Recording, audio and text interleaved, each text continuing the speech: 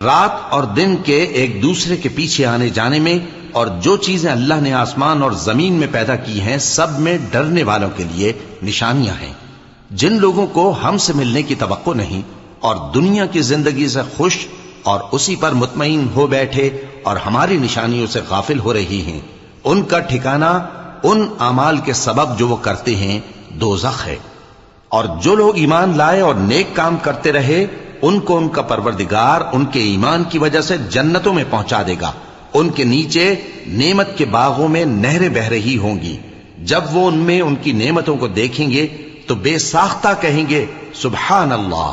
اور آپس میں ان کی دعا سلام علیکم ہوگی، اور ان کا آخری قول یہ ہوگا کہ اللہ رب العالمین کی حمد اور اس کا شکر ہے۔ اور اگر اللہ لوگوں کی برائی میں جلدی کرتا جس طرح وہ طلب خیر میں جلدی کرتے ہیں تو ان کی عمر کی میعاد پوری ہو چکی ہوتی۔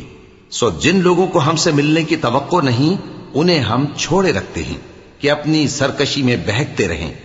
اور جب انسان کو تکلیف پہنچتی ہے تو لیٹا اور بیٹھا اور کھڑا ہر حال میں ہمیں پکارتا ہے۔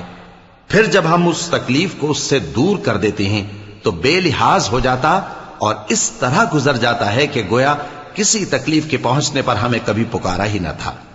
اسی طرح حد سے نکل جانے والوں کو ان کے اعمال آراستہ کر کے دکھائے گئے ہیں،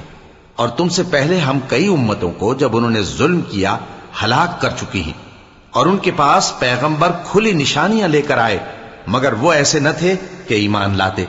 ہم گناہگاروں کو اسی طرح بدلہ دیا کرتے ہیں۔ پھر ہم نے ان کے بعد تم لوگوں کو ملک میں خلیفہ بنایا تاکہ دیکھیں کہ تم کیسے کام کرتے ہو،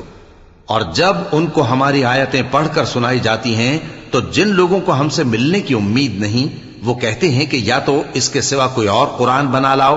یا اس کو بدل دو۔ کہہ دو کہ مجھ کو اختیار نہیں ہے کہ اسے اپنی طرف سے بدل دوں، میں تو اسی حکم کا تابع ہوں جو میری طرف آتا ہے۔ اگر میں اپنے پروردگار کی نافرمانی کروں تو مجھے بڑے سخت دن کے عذاب سے خوف آتا ہے۔